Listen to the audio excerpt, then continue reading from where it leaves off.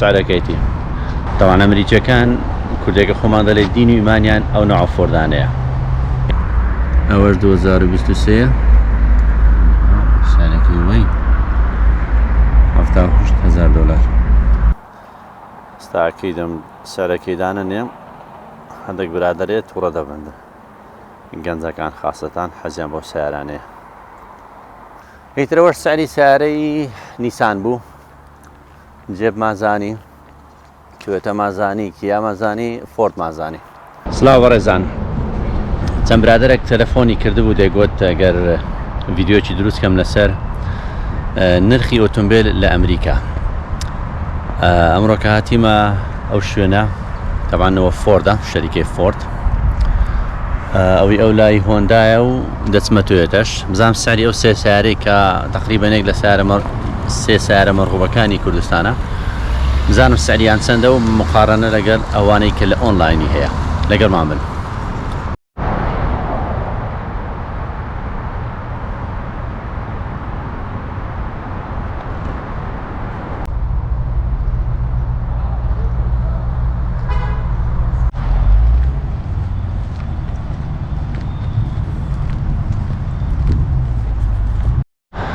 تاوان ئەمریکیەکان کوردێکە خۆمان دەڵێ دین و ئیمانیان ئەو نوع فۆردانەیە F150 تەماشایکە بزانە چەند زەخمە سعرەکەی لە خۆی جوانترە. واز تەماشا ئەو سیارەیەکم بزانین مواصفاتەکەی چەندە. 23 4x4 ترەوە معلوماتی ترە بەڵام ئەوی سعرەکە سعرە جوانەکەی وای $67,000. بەڵام ئینسانەوە سیارە هەبی ئیتر پیر نابی. زۆریان حەز لێیە لە بۆ کامپینگ و ئیتر بەناو چیا و چۆلیکەوە. Hi, how are you? Just make some videos. These are the ones to look at, I'd say. Huh? So these are the ones to look at, I'd say. Yeah. Hopefully you have to back up the camera a little bit. Thank you. وەرزانی دەیکڕم برادەرەی ترەوە ئەگەر ئەوی بشتم هاتبوو یارمەتیمدا ئیترەکە بیفرۆش دوای سیارە بای شەش دەفتەری ئەوانش بە کۆمیشنیش دەکەن. بەهەرحاڵ ئەوە سعری سیارەکانە ئیتر بە مۆدیل دێتە خوارێ. مەسەلەن بزانین ئەوەیان چەندە. ئەوە مۆدیلی ئەوەش 23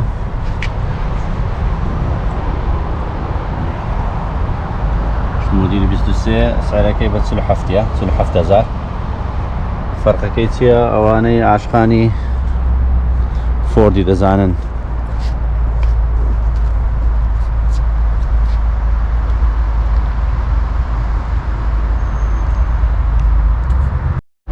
ئەوانش فۆر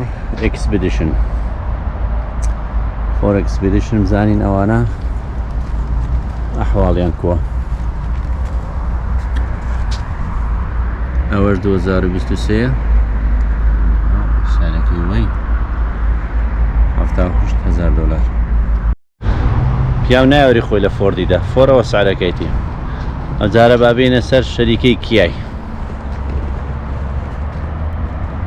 کیای مۆدیلی نوێ هەیە ئەو نوع مۆدیلانە. ئەوانە ڤانن ئەوەش SUVە زاینەوە ڤانە بای چەندە.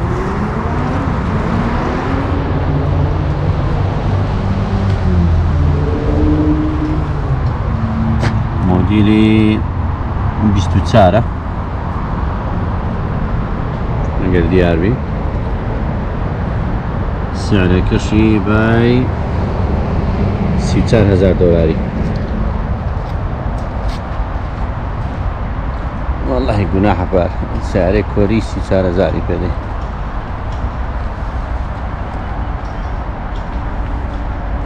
ئەو هەمووی سیارەی SUV نە هەمووی 24 کەمتر نییە لە 3 دەفتەری.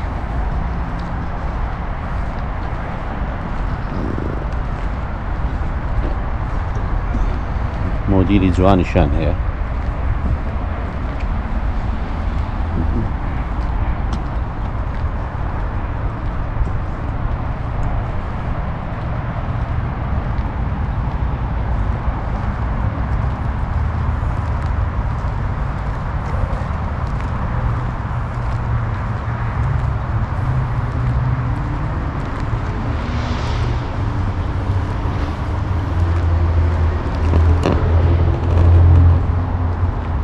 هەر ڕێک دەرەی تێسلایە تێسلا لەو شکرانەیە ئەنەوە ساری لێ نەدا ئەو دە سارەکەی 2023 ئەوەش بای 54,000 دۆلاریە ئەوانەش لە 5 دەفتەری کەمتر نینە 54,000 دۆلار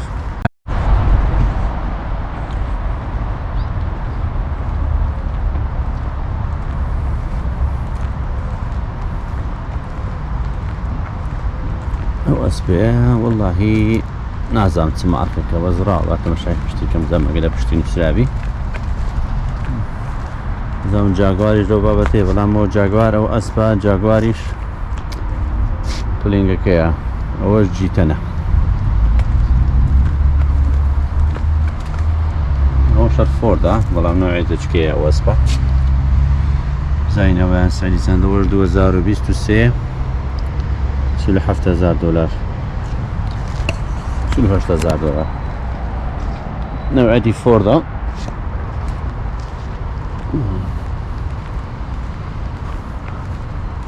ئەوەم زانی جیتەیە جیتی نووسرایە لە پشتی ئیترەوە سەری فۆرد و کیامان زانی با بڕۆینە با بچینە لای هۆندا و توێتەی یابانی سەرەکانی زۆر گرانە فۆرد زانێت تەمەنەوانە 0 کیلۆمەترن هەندێکیان هەیە نووسرایە یوزد کار مەسەلەن ئەوانە هەمی یوزدن هەمی بەکار هاتینێت ڕۆیشتینە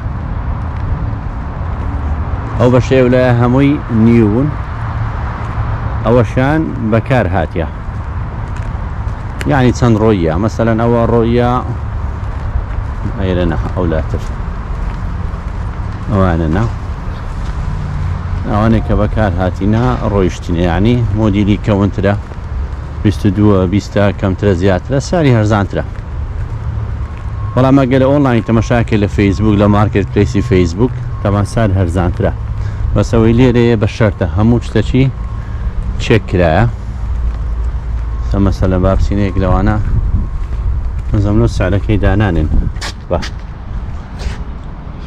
ئەوە چییە ناوەڵە ئەوەش سارەکەی نییە سعری وانە دانانێ هەتا مەجبورت کەن بچێ ژۆرێ لە ژۆرەیەتە خۆرت ببڕنەوە چینا سعرەکەی دەنووسم وەکو ئەوانی تر و نەخۆمە زێت دەدەم ناوان با بچینە لای هۆندا و توێتەی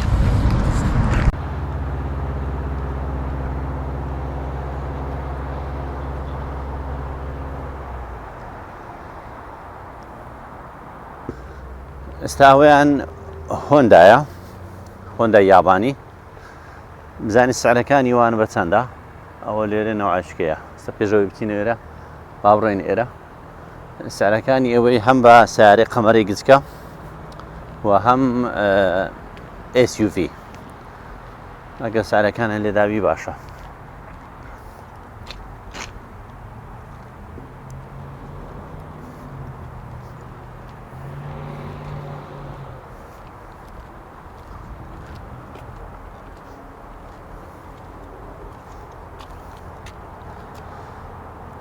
ئەو SUV-گە دیاربی 2023 هایبریدە تەبعاً نیوە بە بەنزینیش دەکە نیوە بە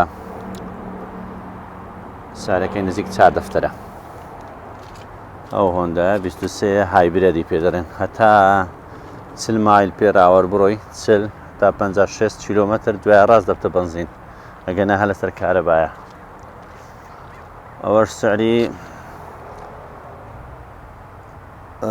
چەندە 38,000 دۆلار سعرەکانیان گرانن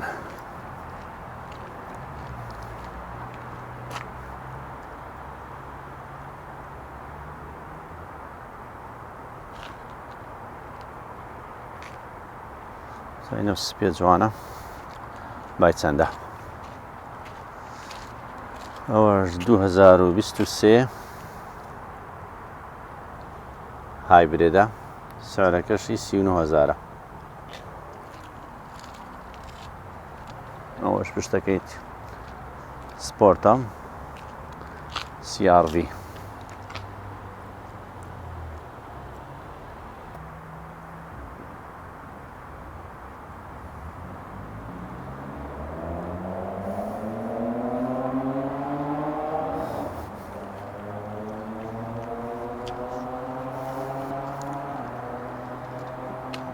هۆندا ئەکۆرد سعرەکەی $29,000 2023 یعنی 0 کیلۆمەترە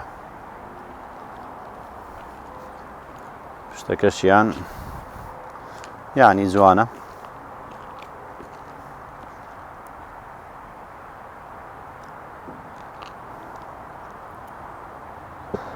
پێشەوەی بچینە کادیلاکێ لێوەندەرێ با هەندە قسە بکەین لە فەیسبوک دەتوانی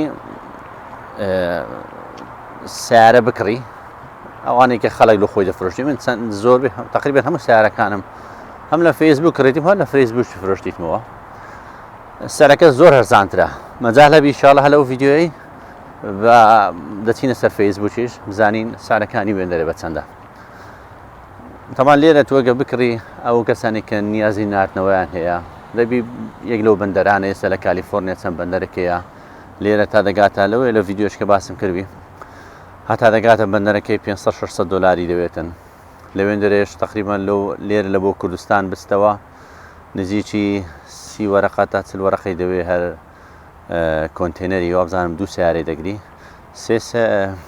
جاردی باسم کە تاواڵە بیرم نوێە کۆنتێنەری 3 سیارەی دەگری SUV 2 سیارەی دەگری یان تقریبان شتە چیوا بۆ گەر حەسنان کرد بگەڕێنەوە سەر ڤیدیۆیەکەیان بە وردی باسم کردیە ئەوانە ئێرە هەمووی تێکەرە کیای تێکەرە سیارانە ئێرە هەمووی تێکەڕنەوە توێتایە و فۆردە و کیایە ئەوانە بزانم بە کاراتی نەبزانین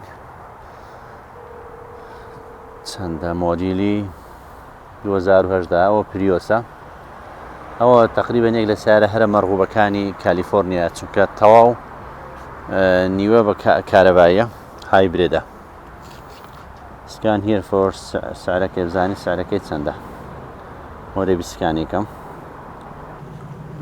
حاڵم زۆر کرد سکان نابی نازانم شکارەکە لە مۆبایلەکەی منە یان لە سکانەکەی وانە ئەوەی تراوانە هەمووی یوزدن بەکار هاتینە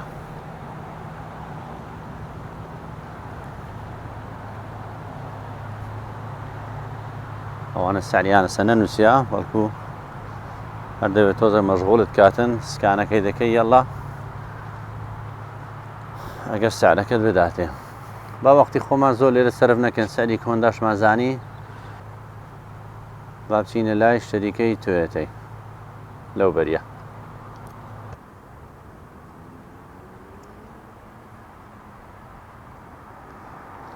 شەریکای توێتە لێرە یعنی معرەزەکە تایبەتە بە خۆیان سیارە زۆریان دانەنایە بەڵام ئەوەی هەبیتین تەمەشای دەکەین بزانین ساریان کووە یەک لە سیارە باشەکانیان ئەو هایلەندەرەیە SUV-نە زۆر گرانن سپێ جوانە لیمیتدە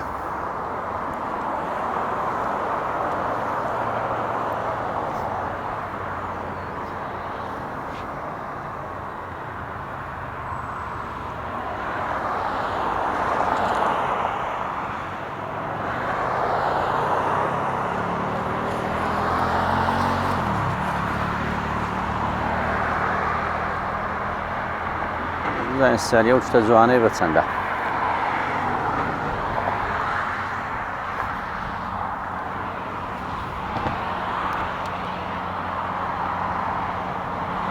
چەندەوە مۆدیلی 23ە توێتە نوێ $51,000 لیمیتد ئەوە ساری 51ە ئەوەیە ئەنساری 51,000 تقریبا ئەوانە یەک بابەتن ساریان 51,000 5 دەفتەر هایلەندەر زۆر مەرغوبە لە ئەمریکا توێتەیان یان یەکەچکانەیە ناوی ڕاڤ وابزانم لە کوردستانی شەیە ڕاڤ و هایلەندەر سعرەکە هەم بە قابلێتە هەم یابانیشە وەکو باس بینیتان 51,000 دلارەوە ئەوانە تقریبان هەمووی 51,000 دلارینە بەڵام ئەوانە قەمرە نێستاوە کامریە بزانینەوە کامریە سەریکووە ئەوانەش تاکۆمایە 4x4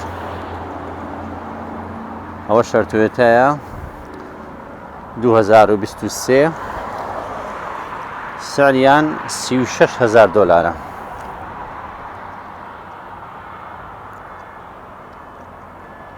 توێتە تاکۆما 36,000 دلار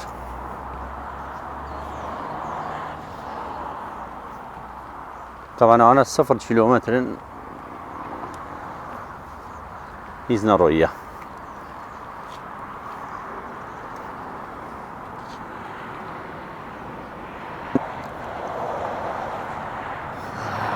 ئەوانەش هۆندا ئەکوورە نازانم لە کوردستان هەیە یان نا باشترین سارەی یان نەوعیەتی هۆندا ئەو ئەکوورایە ئەو حرف ئێچە سەرەکەی بە یەکتر وەنووسایتەوە ئەوە 2014 سعرەکەی 18,000 دلارە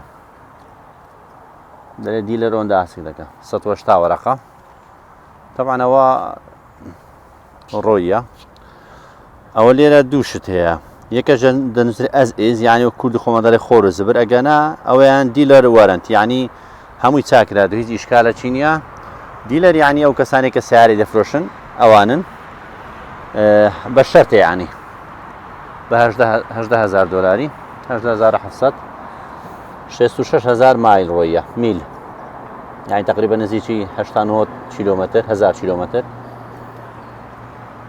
ئەوە ماسفاتەکەیتی ئەوەیان توێتە کۆرۆلایە 2020 بە 25,000 دلاری ئەوە ڕۆیە 62,000 مایل ڕۆیە مەچینەی 1.8 ئەوەیان هۆندا ئەوانە یوزد کار ئەوانە خۆشە سەریە 2020 سیڤیک 25,000 ڕۆیە بە 28,000 دلاری ئەوەش هۆندای سیڤیکە 2016 بە 19,000 ئەوەش فۆلکسواگن 2015 بە 11,000 چەند ڕۆیە 106,000 ڕۆیە ئەوەش عاشقانی دۆجی چارجر لەوێ ئێستا خەڵی زۆر حەزی لەوەی بێ 2020 39,000 ڕۆیە سعرەکەی نەنووسیە لەوەرە برۆژۆرێ هەتا لەوێن دەرێەوە بکە سۆڵدی ژیاوە فرۆشرایەوە ئەوە لۆ لایەندایە فرۆشرایە هۆندا ئەوەش سعرەکانی دیار نییە قالۆچەی خۆمان ئەو بیدڵە زۆر مەرغوبە لێرە قالۆچە 2012 13,000 دلار 81 ڕۆیە کیا ئۆپتیمە 2016 12,000 و هەندێک سعرەکەی ئەوەش ئاودی یاخود ئۆدی هەندێک دەرێن ئاودی ئەڵمانی 2016 بە 18,000 101,000 ڕۆیە ئەوەش توێتە کۆرۆلا 2020 25,000 ئەوانەمان تقریبان باس کردیە ئەوە سعرەکانی دی با بچینە سەر ئەو SUV-یانە مثلەن ئەو لێکزس ئەو حیاتە ئەوە گزگزەکەیە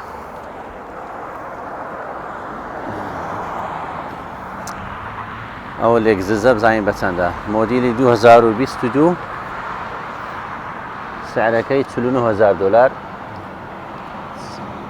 3,000 ڕۆیە ئەوەشیان 2018 سعرەکەی بە 41,000 ئەوەشە لێکززە ئەوە هایلەندەرە ناوەڵە ڕاڤە 33,000 2019 33,000 شۆفرلێت شێڤی 2019 30,000 دلار ئەوەش مۆدیلی کەونە 2012 بە 17,000 وەڵا زۆرە کاکەوە چییە جێب ئەو جێبە کۆمپاسە کامپاس بە 10,000 بە دەفتەرەکە 2017 بەڵام چەند ڕۆیە 159,000 ڕۆیە زۆر ڕۆیە تەڕاتیان تێدا نێشتێ ئەوە سوبارۆ ئەو سوبارۆوە زۆر سیارەی قەیم و مەرغوبن لە ئەسڵەندا سوبارۆ ئەوەیە عفۆن یابانیا بەڵام تەسنیعکە هەمووی ئەمریکیلوی ئەمریکاش زۆری حەز پێیە لە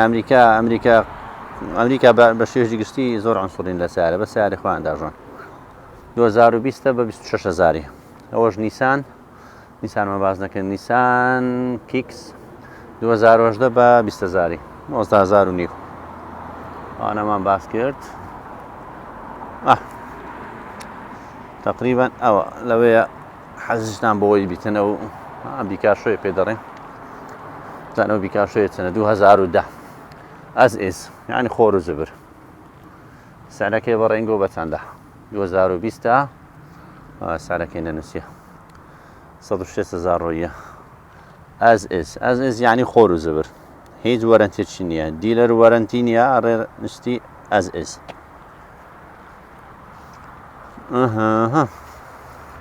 ئەمسانین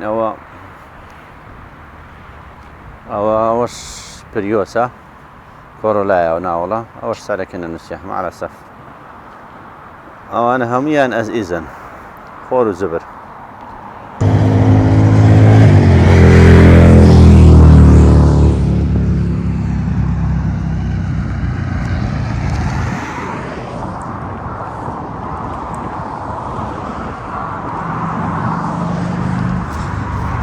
لەبەرەوەی شەریکەی توێتایە هۆنداش دەفرۆشیتن تەبیعیە هۆندا سیڤیک عفۆن هۆندا HR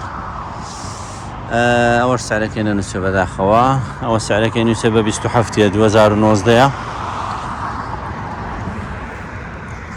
ئەوەیان ئەوشان سەری نەنووسێ ئیتر بە شێوەیەکی گشتی ئەوە سعری ئەمریکایە طبعاً ویلایەت لەگە ویلایەت فەرق دەکە ئەو یەک دووەمین لە ناو شاری باشترە هەرزانترە لەوەی لە دەرۆژێت تەمانەوە سعری شەریکەیە لەوەیە فەرقەکی وای نەبیتن بەڵام بەعامەوانەی کە لە ڕێی فەیسبوکەوە دەفرۆشن ئەگەر خەرچی دەرەوەی شاری بی سۆلاییە مەسەلەن ئەگەر نمونەشی وەرگرین وەکو ئەگەر لێم قبوڵکەن مەسەلەن سلێمانی هەولێر کە شاری گەورەیە بە مقارنە لەگەڵ شارەشی یعنی شارۆچکێکی مەسەلەن شەقلاوە شارۆچکێکی گچکەیە هەمنە عەدەد سوکانی کەمە لەوێ کڕین و فرۆشتن زۆر نەبیتن لەبەرەوەی خەڵک لە شاری گەورە زیاتر عودالی کڕینی سیارە یعنی مشتری زۆرترە لەبەرەوەی هەرزانترە لەوێ فەرقێکە بی زۆر داوا دەکەن کو هەرزانترە خۆی وایە تەبیعەتەکە لێرە خەڵک زۆرتریش دادەنێ مەسەلەن منافەسە زۆرە مثلا من ئەگەر لە شارێکی گەورە 10 سیارە عەرض کرد لە فرۆشتن فەرقیە مەسەلەن لە شەقلاوە 2 سیارە عەرض دەکرێت لێ سیارەکان لە ناو شاری هەرزانتر دەوەستن وەکو باسم کرد لە وەڵاهی هەرزانتریشە ئەوانە سیارەی ئەزئیزن هەندێکیان هەیە ئەو دیلەرە ئەو شوێنێک پێ دەڵن دیلەر خۆی هەمووی کەشف کردیە هەمووی چاکردەوە چێکردی هیچ مشکلێنی هەندێک شێ دەڵێ خۆر و زەبر دەفرۆشن لە شەریکە چۆ دەرێ من لێ بەرپرسنیمە ئەوەش ڤیدیۆ ئەوڕۆمان بوو تا ڤیدیۆشتر هەشاد بن ئەگەر حەستان کرد لایکە کۆمنتێکمان بدەنێ بە خەڵک زۆرتر بیبینی لە خۆشیدا بن کاتێک خۆش وستم کۆتایی بە ڤیدیۆەکە بینم بەڵام شەریکێ جێبیشم دیت جێبوو نیسان لە پشتم با بزانی سعری ئێرەش بە چەندە و ئیتر کۆتایی پێدێنین ئەو جێبە قوتانە ئەو مادەم هەمووی متەنەوع لێرە ئەوە کەواتە یوزدە هەمووی بەبزانین ئەو کامێرە جوانە بە چەندە لەوێت تەماشامان کرد بە 30,000 بوو LE زانین ئەوە بە چەندە ئەوە 2019 سعرەکە ئەوە تێ 2019 چەند ڕۆیە چێ نووسرایە چەند ڕۆیە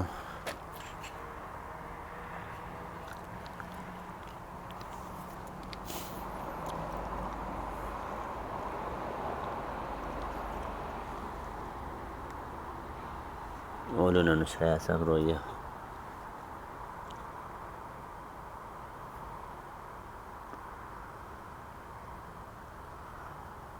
نایبینم يعني سعري نووسێنە بەخۆشی يلا على كل حال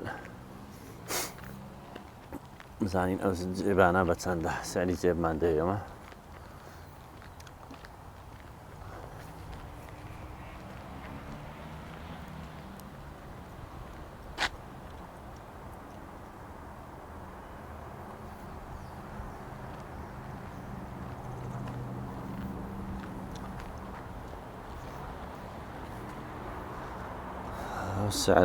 سعری بە 35,000 دۆلاریە ئەو جێبە کامپاسە جێبی 2023 و دیارە سفر کیلۆمەترە 2023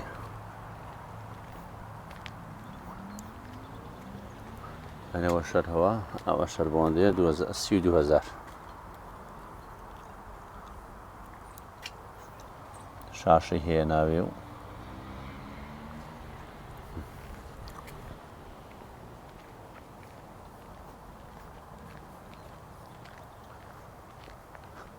سعری جێبیشمان زانی 35,000 تا 35,000 بزانین وایە تاکیدی کەینەوە وەر 32,000 2023 0 کیلۆمەتر 6,000یش وەرەندەکەیت ئەوەیان چالنجەرە ئەوەیان سعری 2020 چەندەوە 2023 سعری 33,000 دلار چالنجر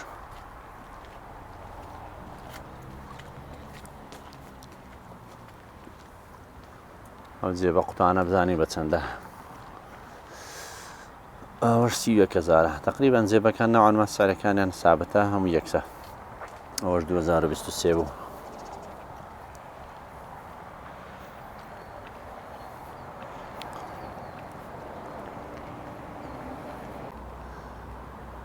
ئەوانەش شۆزانم ئەوە دۆجن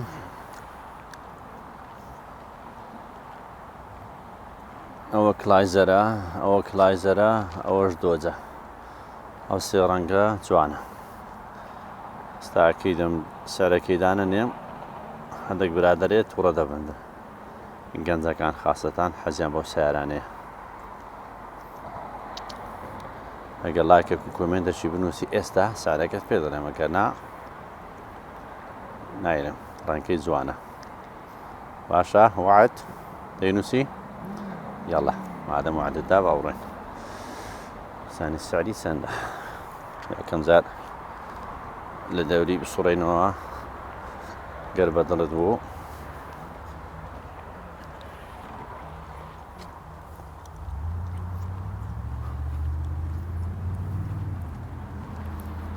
ئەوەش ناویتی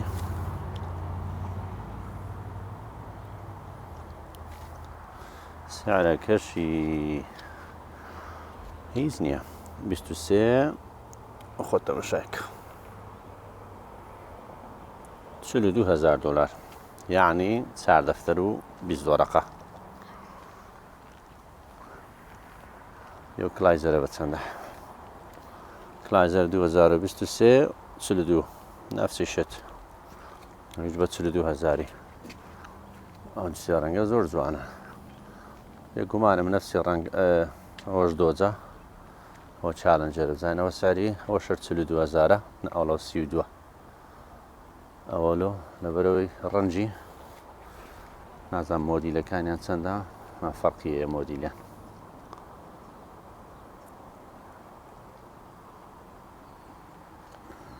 ئەدیەوە چەندە ئەوە چالنجەرە ئەوەش یەک دەرکەیە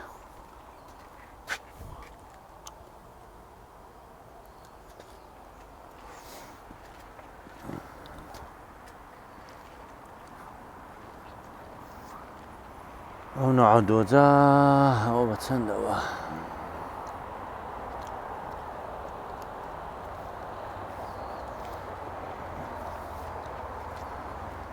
53,000 دلار 2023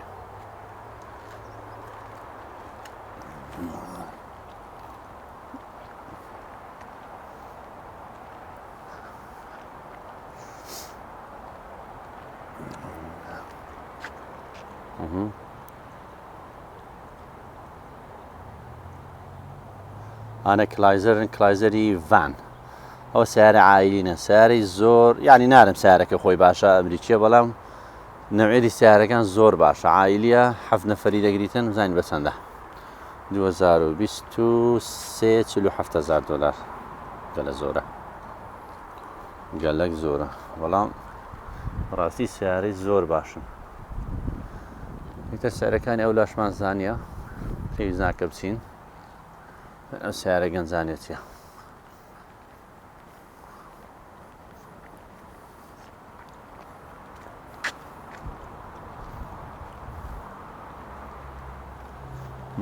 ئەو سیارە خەڵکیە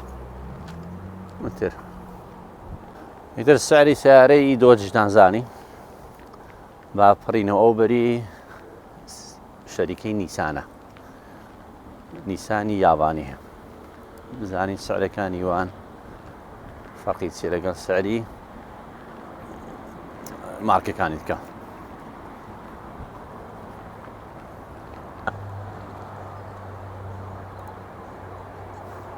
ئەوانە هەمویان سیارەی نیسانن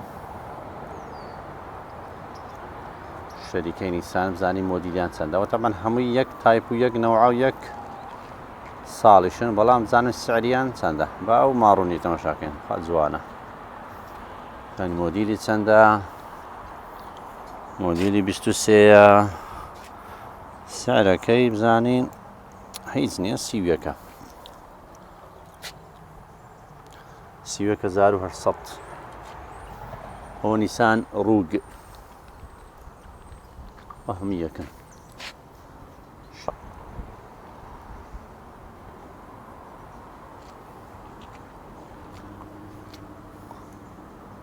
ئەنواع ڕەنجی هەیە شینە خەنەیە ڕەساسیە ڕەشە سلڤەرە نەوعان ما زەهەبیە سپیە ئیتر ئەو ماڕۆنیە با بچینەوەکانی تر چێ بزانین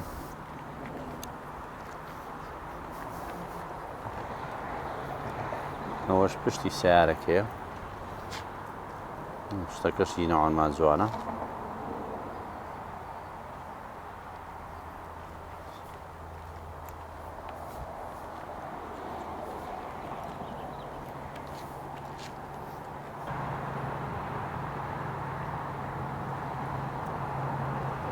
زانیمان یەکسانە بەڵام ئەوانە نیسان پاثفایندەر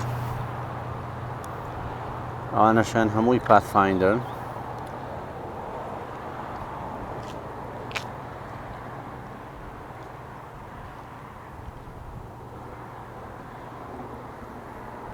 سعریان چەندە تۆزێک جەورەی لە پشتی بەدەوری لێ دەین شاشەی تێدایە ئەوەش دیوی پێشەکەیتی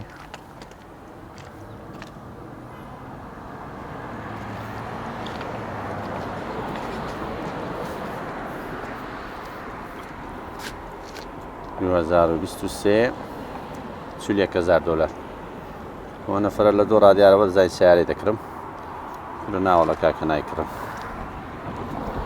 just make some videos yeah the prices Okay. For like YouTube stuff.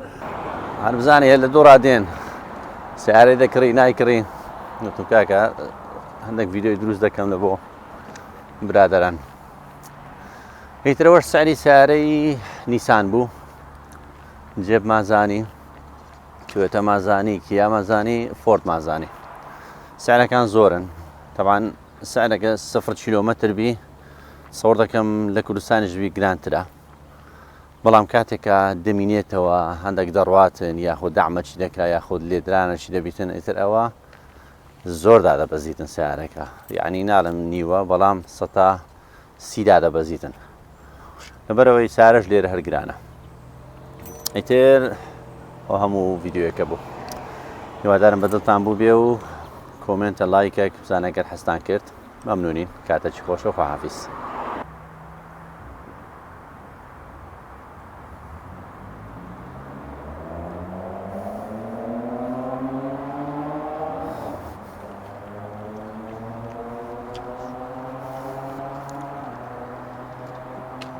هۆندا ئەکۆرد سعرەکەی $29,000 2023 یعنی 0 کیلۆمەترە.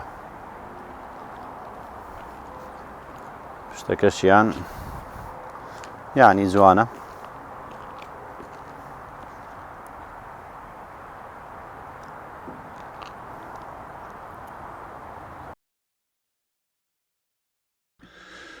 بەڵێ بەڕێزان، ئەوە ئێستا هاتینە سەر فەیسبوک. لە فەیسبوک دەچینە سەر مارکت پلیس، خۆتان دەزانن.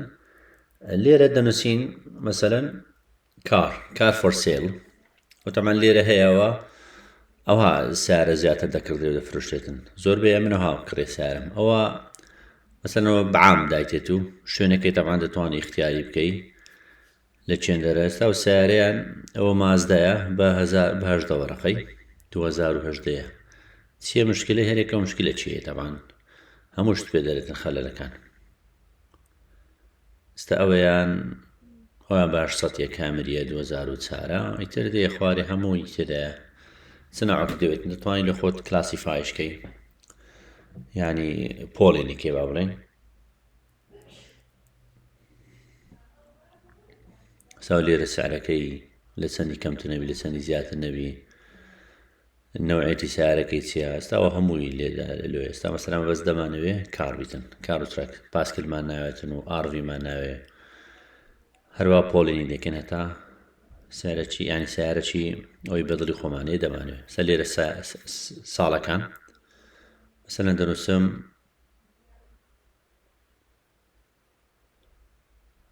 با بڵێن لە 2000ەکان بیان 2010 هەتا ئاخر مۆدیلی 2023 یاخود 2020 بزانە چەند دەنووسیم بە کەیف خۆمانە. سیارەکە چ بیتن دەتوانین بەعام بەجێ بێرین، یاخود ئیترەوە پیئێمە، توێتەیە، هۆندایە، فێراریە، جێبە، هەموو شتێک هەمی تێدا.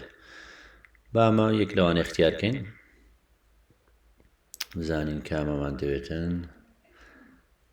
ڕۆڵز ڕۆیزشی تێدایە، مەسەلەن کادیلاکمان هەیە، شێڤیمان هەیە، فیاتمان هەیە، GMCمان هەیە، مەسەلەن هیۆندایدان هیۆندای کۆری.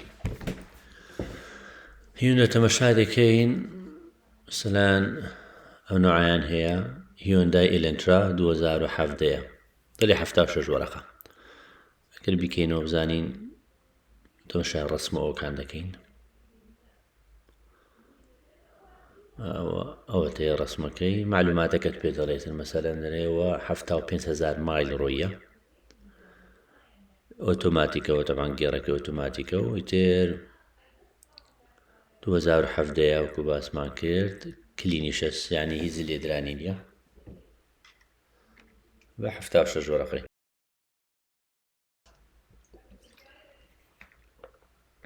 ڕسمەکانیشی دەکەین تامان هەمووی ناومەچینە و ناو ژۆرێ و کوشنەکان و هەمووی.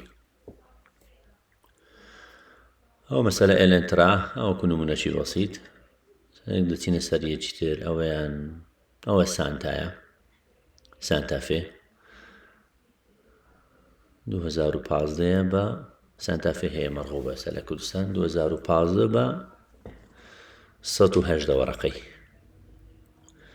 58,000 ڕۆیە 2015 58,000 ڕۆیە. دوو خاوەنی کردی هەتا ئێستا، یعنی زۆر دەستەوە لاولای نەکردی. سیارەشی جوانی قشتی عائیلی 118 وەرەقەی. سەوڕ دەکەمەوە لە کوردستان 156 بیتنە غەڵەت نەبم. ئەو هیۆندای بۆ گەر با بچینە سەر مەسەلەن لێکزس، نازانم وەنەوشەم نەدیتێ لێرە بەڕاستی یەک جار وەنەوشەکەم دیتێ، ئەویش ئەجینا نەمدیتە لەوە فرۆشتن لەو زیانە. ئەستا و لێکززا 2016 F سپۆرتە بە 13 وەرەقە و 90 دۆلاری، ینی نعفەن 139 وەرەقە سالڤج لێر ینی لێدرانەشی هەیە ینی راپۆرتی پۆلیسی کرا ئەوەیە مانای سالڤج بزانە لێدرانەکە لە پێشتی لە پشتیتی ئەوە ناوەکەیتی ناوەکی جوان ماشەڵڵا سیارە لێکزس خۆشە ینی تۆپی سیارە تۆپی شەریکەی تۆیۆتایە لێکزس لە پاشەوی ئەڤەلۆن دێتن ئیتر دێتە تۆیۆتا ئەوانە دێ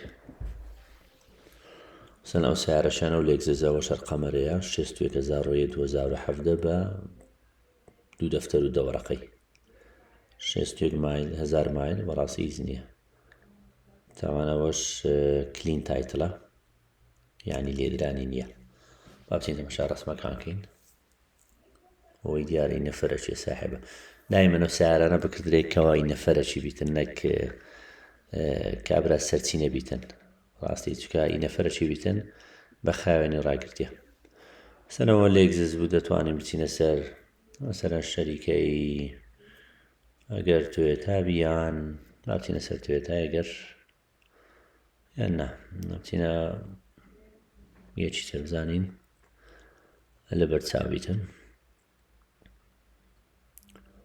هەر با بچینە سەر توێتایەکەی مەڕغوبترە تەمەنەوەکو باسمان کردەوە فەرقی هەیە لەگە شەریکە لەوێ نەسی ئەو سیار هەبیتن ڕۆیشتی بیتن گرانترە لەبەرەوەی درێم چێکم کردێ بە شەر دەدەمێ سەنەوە توێتە کۆرۆلایە 2020 بە 145 وەرەقەی سالڤجە بەس 44,000 ڕۆیە سالڤج سیارەکی قشتە سمۆڵ سایزە 2020 چێندەری لێدرایە بەڕاستی دەبی و کاتی قسە دەکەی لێ کابرێ ئەو پێدڵێتە نەگەرنا مثلەن ئەوەشانەیە و توێتە کۆڕۆلایە ئەویان بە 125 وەرەقەی 2500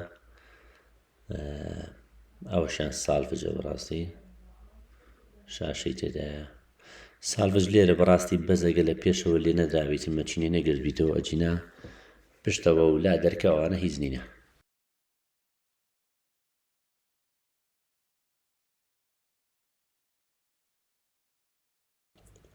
ئەیترەوە بۆ شێوەیان و عسیارە هەیە ئینسان لە قەدەر کودەڕی بەڕی خۆی پێڕاتەچێشی چەندی پارە هەبی لە دوو سیارەشی باشتر دەگەڕێگەنا ئەنواع سیارە هەیە مەسەلەنەوەیان کامریە 2018 168 وەرەقە 43,000 ڕۆیە سالڤجە ئەوەشیان سیارەکی چەند جوانە ماشەڵڵا ئەو ڕەسمەکانیتی ناوەکی زۆر خاوێنی هەیە 2018 بەڕاستی نوێە ئیتر بەو شێوەیە دەتوانانی ئەنواع سیارەی بگەڕی بە دوایدا بگەڕی مەسەلەن ئەگەر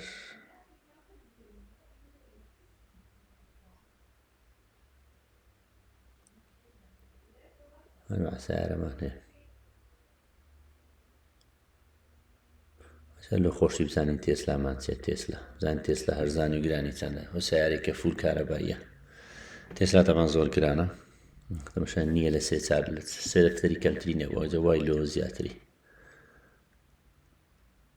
سەرەن ئەوەیان ئەو سپیەیانە ئەوە ناوعیان و ڕەشە ئەمیان جوان یەک لێتی جوانترە هەندەچیان هەرزانیان کردیە ئەو سپی با تەمەشاکەین 2021 بە 4 دەفتەر و 30 وەرەقەی تقریبەن 25,000 ڕۆیە کلین تایتلیشە هیچ لێدرانی نییە و ماشەڵڵا یەک پارچەیە پشتەوەی چەند گەورەیە سیارەی جوانە بەڕاستی سەقفی هەمووی جامە پشتی و دەرگەکانیتی و ناوەکەی و ناو گێڕی نییە هەر ئستاب و بەنزینە شاشەکی گەورەی قەت لاپتۆپەکی تێدایە پێشە دەرێ کاتێک دەرکە کراویتەوە چەند جوانیشە ماشەڵڵا ئیتر بەو شێوەیە ئەنواع سیارەکان هەرێکە و سیارێک و هەرێکە و نەوعەک و ئەتر ئینسان لە قەدە خۆی بەڕاستی تێسلا سیارەشی داخیلێ ناتوانانی لۆ خارجی کەم دیتە لە بینی ویلایەتەکان بڕۆ لەبەرەوەی چکە دەی محەتەی خۆیان هەبی کارەبایە تا دووبارە لە 400 میلیۆ بزانم دەبی جارێک شەحنی کێوە. ئیتر بۆ شێوەیە سعری سیارەکان بە دیار دەکەوێتن. لاندرۆڤەر هەیە، بزانانی لاندرۆڤەر ئەوانەی کچە مۆدێلەکانمان خۆیان پۆزی پێ لێدەن، بزانین بە چەندە سعری. هەندێکیان لاندە، هەندێکیان ڕانجە. بزانین ئەو ڕانج ڕۆڤەرە چەندە، ئەویان بە 3 دەفتەر و دەوەرەقەیە. 2016 103,000 ڕۆیە. کلین تایتڵە کلیانی ماشەڵڵا هەمووی سەقفی پانۆرامەیە. پانۆرامە ئەوەشیان ئەوەش نەعاشکی و مۆدیلێکی نوێترە، جوانترە، بەرچاوترە، بە 4 دەفتەری، 3 دەفتەر و 95 وەرەقە، 20,020 ڕۆیە. وڵا جوانە ماشەڵڵا. هێوڵاو لە کوردستان بە 89 وەرەقە دەفتەری. وانەی جەماعەتەوی ئەویشی معرەزی دەکە و شارەزە هەیە و بەچەندەوە زانە. ئەوەش سعری ڕانج ڕۆڤەری، زانەوەیان بەچەندەوە بە 2 دەفتەر و نیوە. مارسەدیسیش هەیە، ئەویان جوانە 2017ەیە، 2 دەفتەر و 30 وەرەقەی، 7,000 ڕۆیە. ئەوە دیسکەڤەریە.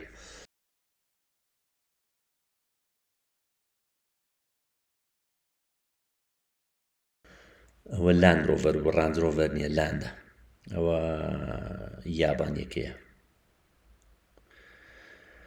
ئیترەوە BM مامانەیە، ئاودیمان هەیە یان ئۆدی. با بچینە سەر BMW، بزانیدی BMW سعری وەزعی کووە. عاشقانی BMش زۆرە،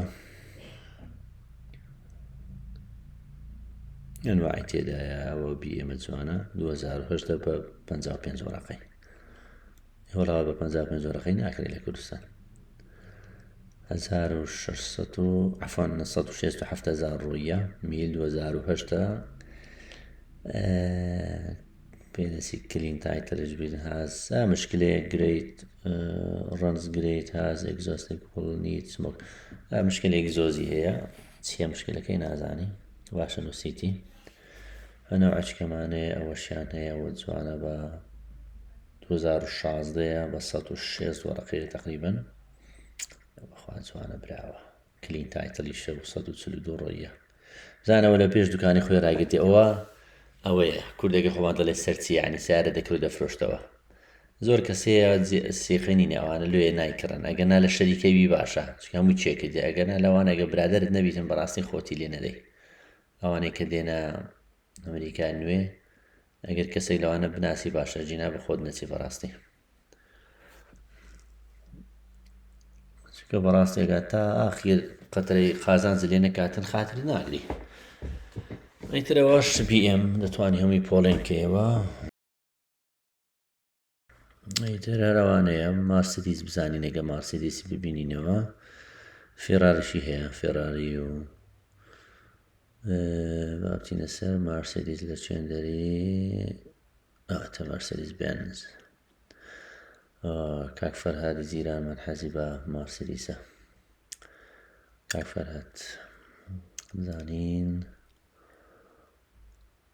ئەوەتێ ئەوەیان 2012ەیە، لەکشری بە 90 وەرەقەی، 149,000 ڕۆیە. کلین تایتڵیشە، باشە، سیارەشی جوانی قشت. با بڕۆین بزانین ئەوە ڕسمەکانی ترە، سوکانیشی لە سوڕاتیەوە، ناوی چەند خاوێنی جوانە. با بڕێنە دیەوەیان چی، ئەوە دەرەی SUV تقریبن بە سیارەکی ئەوەی دانێن. ئەوەیان بە 165 وەرەقەیە، کلاسیک یاخود کلاس عەفوەن، 40,000 ڕۆیە، یەک ئۆنەریشە و سالڤجە. بەس سالڤجەکە مشکلەکە لە چێنەوە ناوی چەند بێزێکی جوانە، گۆڵدنە، زەهەبیە. لە چێندەرە مشکلەیە نازانێت، پێ دەڵێ کار is in perfect condition. لە باشترین حاڵەتی خۆتی پێرفێکتەوە حیساب ئیتر بەو شێوەیە ڕێزان ئەو هەموو ڤیددیوەکە بوو هیوادارم بەدڵتان بوو بێ و کۆمنتە لایکێک بزانەگەر حەستان کرد مەمنونین کاتەکی خۆشە و خواحافیز